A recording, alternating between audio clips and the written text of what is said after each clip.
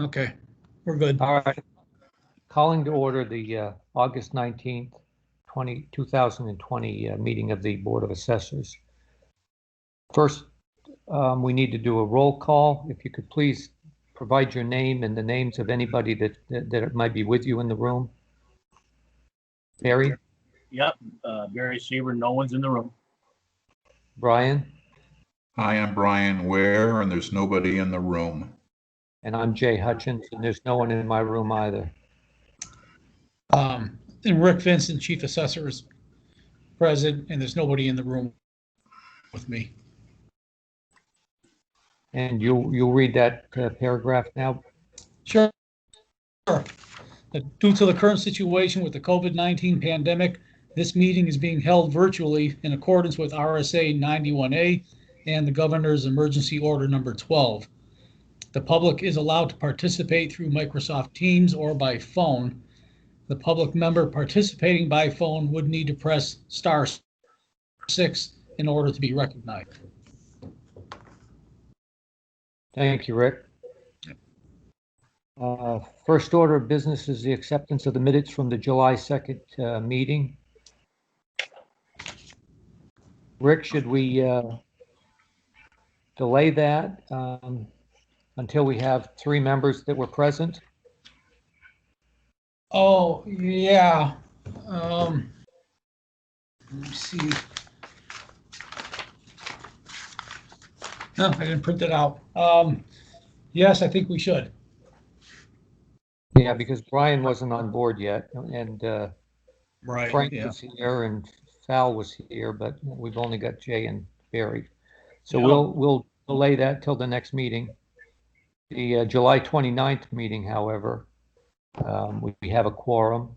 Are there any corrections? I thought it looked good. I did too, yep, Barry. Well, look Yeah. good. Then a motion to accept as presented. I move, Barry, I move to accept the minutes for July 29th. This is Brian Ware, and I second. All in favor? Aye. Unanimous. New business. We have abatement applications. The first one for Matt, lot 102/39. Apparently the applicant requested an abatement without providing any grounds for that abatement. The recommendation of the assessor is to deny. Any discussion? Questions of the assessor? Yes, I'm just curious, I understand that they made the request, to lower the abatement to $1.6 million. And I'm assuming that what they provided or were talking about to Mr. Rick Vincent was probably some bank loan, and probably, that 1.6 number is like a bank assessment. Is that a true statement, Rick? No. They purchased the property for a little less than what it's assessed for. And I apologize, I don't have the, let's see, do I have it here? It's purchased for $2,250,000. It's Right. assessed at $2,706,000. 900, yep. Yeah. The 1.6 million that they think it's worth is based on some land values that they got out of the city. There's nothing to support the 1.6 other than some land values that they're looking at. I did ask for a copy of the appraisal report that was done for the financing at the time of purchase, and they never supplied that appraisal report. I did ask additionally for some income and expense information, and they gave me a very brief income report. They gave gross income for the year and some expenses, but the expenses included things that we don't normally include when we're valuing a property. So that was useless. So I don't really have any information from them to support their argument, any strong evidence Right. Support their argument. But I also looked, I was looking at some of the records, and I can see that $2.7 million appraisal's been in effect for I think 4 or 5 years anyways. Right. Is that the way that you understand it, Rick? Yeah, the 2.7 million assessed value goes back to the 2015 revaluation. So it's fair to say that the new owner, this shouldn't be any great surprise that it's assessed at 2.7. I'm not sure if I understand your question. Well, I'm just sitting there saying that the new owner, when he bought the property, he already knew that the property was assessed at $2.7 million. So Right. the idea that we're going to change the number shouldn't be any great surprise to him. That's right.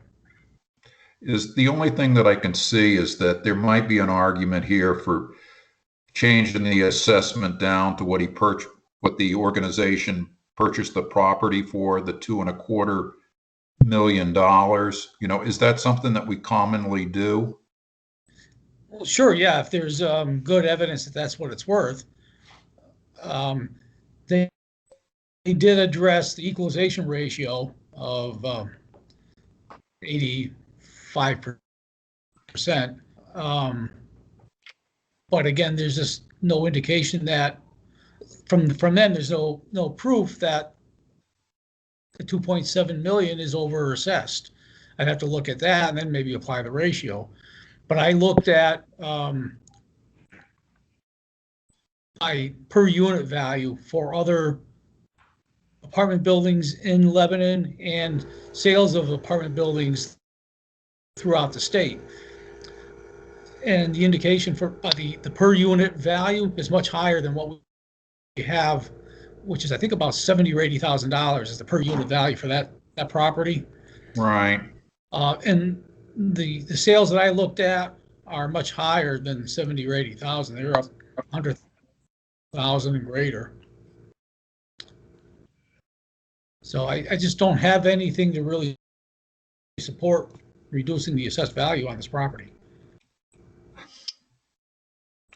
I guess I'm just new to this particular procedure because I sort of look at, if there are two arm lengths, participants in a transaction, and they strike a price, I sit there and I look at the assessor's report, and I sit there and I say to myself, the assessor's report is, an attempt at a good estimate, but isn't the actual transaction price more relevant?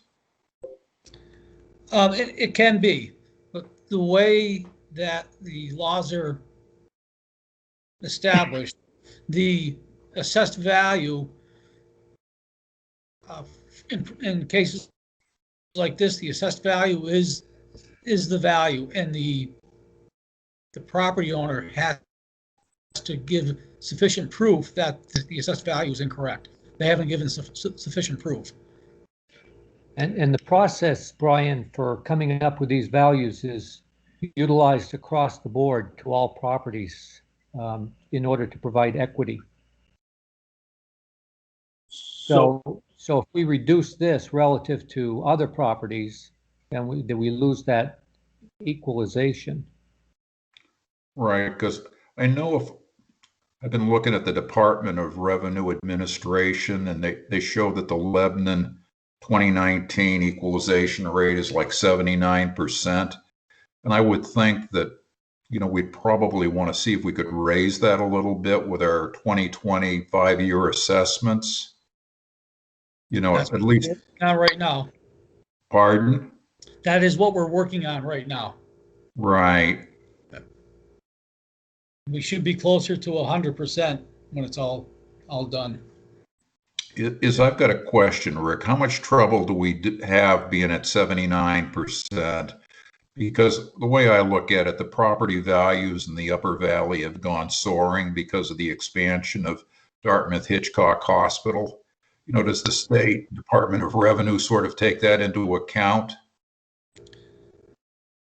No, we just look at the ratio. There are two ratios. The one you're looking at is the weighted mean, and that's used for some other purposes. We look at the median ratio for assessing purposes in cases like this on appeals, abatement applications. The median ratio is 84.9%. So that's really the ratio that we're talking about now. But to answer your question, the Department of Revenue doesn't look at local economies. They look at those ratios. And if we get below 80%, then they start to worry, and that's when they may want another revaluation before the 5-year period. By state statute and state constitution, we have to revalue every 5 years. Right. We lost Barry. We have to revalue every 5 years, but if we have some circumstances that greatly affect the values, hot market or a bad market, and we fall out, well, I'll take that back. It's not 80%. We have to be at 100% plus or minus 10%. So we have a range of 90% to 110%. If we fall outside that range, then the DRA can tell us, hey, you better do something to bring your values closer to 100%. We're at 84.9%.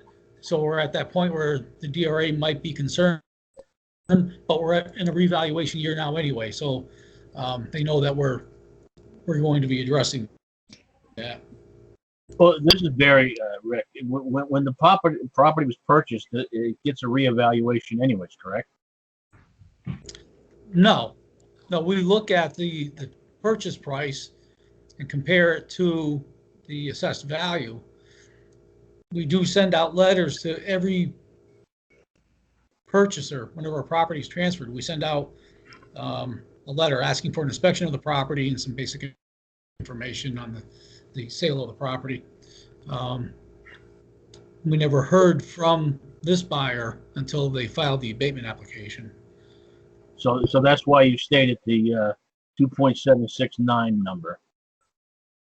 Right. Okay, that makes sense. If they had provided some more evidence, more documentation to prove that the 2.7 million assessed value was incorrect, You would have made the adjustment. yes. Gotcha. So Rick, the way I understand it then is that if this property owner asks for an assessment to prove or disprove his claim, the city of Lebanon would provide it. Yes, and that's the process that we're going through now. I don't make the final decision on any abatement applications. The Board of Assessors does. So in the last meeting, we had that long list of abatement applications. That's what Right. those were. And I recommended changing the value on some because the information that I received from the property owner or information that I changed because of an inspection of the property made me believe that the assessed value was incorrect and we needed a correction in that assessed value. And others, either because the property owner didn't provide enough information, like in this case, or I reviewed everything and felt that the assessed value was correct. On those, I recommended denial of the abatement application. Okay, so the way I understand it then is that the new property owner, should have probably allowed this yourself or all Rick to take a look at the property and give it a new assessment.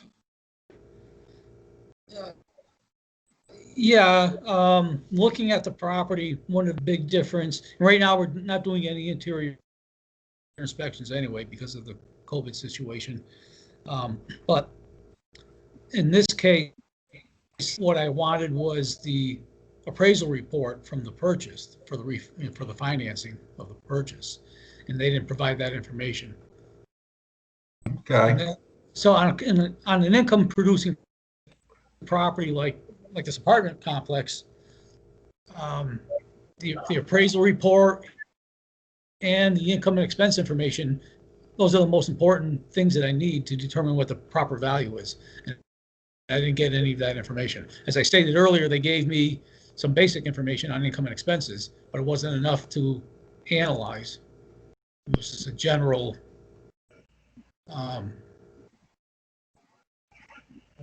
document that gave the total, the gross income, and then a whole bunch of expenses, and some of those aren't even related to The property. Right. Okay, so I guess what I'm seeing is that there's a little bit of reluctance to comply with our requests, from this particular property owner. Right. Okay. My questions have been answered. We have a motion. Well, go ahead. Hi, this is Brian, and I make a motion that we deny the abatement request. I second the motion on the recommendation to deny until further information is provided to the city of Lebanon. Motion to deny has been made and seconded by Barry Seaver. All in favor? Aye. Aye. Unanimous.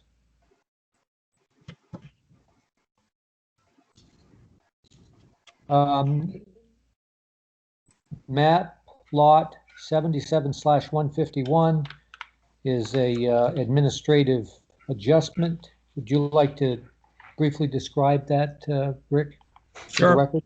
Yep. So this is a 3-family house on Summer Street, which is off of Hanover Street. And back in, I think it was September of 2019, the owner condoized the building. So he converted the 3 apartments into 3 individual condo units. We weren't aware of that change. Even though the condo declarations were recorded at the Registry of Deeds, we never received a copy. So these should have been taxed as of April 1 as condos. So once I did the change, I made the changes in my system. So what we need to do is on this abatement application, we have to abate the taxes that were paid as a single family, as a 3-family house. And then further down under the signature items, you'll see the supplemental property tax. So what we're going to do is abate the taxes that were paid. The tax collector will issue a refund check for those taxes that were paid, and then we'll issue 3 new tax bills for each condo unit.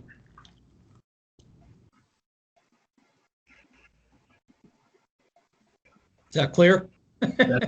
Okay, so the way I understand it, it was a 3-family house, and there was a tax bill for I don't know, maybe it was $14,000, whatever the number is, and now we're going to have 3 separate, housing units. Hopefully, I would think that the total would come to more than 12 or 14 because I think the 3 condos are probably more valuable. That's right. It'll be a little more. Okay. So do we have a motion to approve? This is Barry Seaver, and I move to accept the approval. Hi, this is Brian, and I second it. All in favor? Aye. Unanimous. I'm going to suggest that we hold off nomination of board chair and vice until we have more members on board. Are the other 2 of you in agreement with that? Yes. Aye. All right. Could I have a motion to do so? Table it for the next meeting? I move to agree to tabling the motion.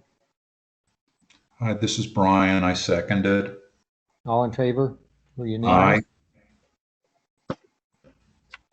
The governors, we need to now approve some applications for late payments according to the governor's emergency order number 56. 6 applicants are from Trumbull. I need a, do you have anything you'd like to say about that, Rick, very quickly, or not? Yeah, this goes back to the emergency order 56 that was approved back, I think it was on July 2nd. And then at the last meeting on July 29th, you approved some late payment applications under that emergency order number 56. One of those was essentially denied. That was the Hulco property. They wanted make the payment on March 31st or whatever it was. So I'm just recalling that for you to refresh your memory. So since the approval of those late payment applications or tax payment applications, we've received 6 more, all from the same property owner, which is Trumbull is the last name. So we need a motion on these 6 applications. Rick, these 6 properties that C. Harris and Trumbull is presenting to us, are these, commercial properties or residential properties? Let me look them up. I haven't even looked at them.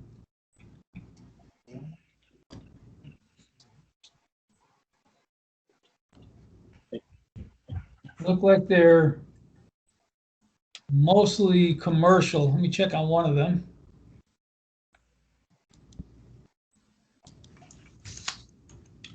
Did you have a recommendation, Rick? This is Barry.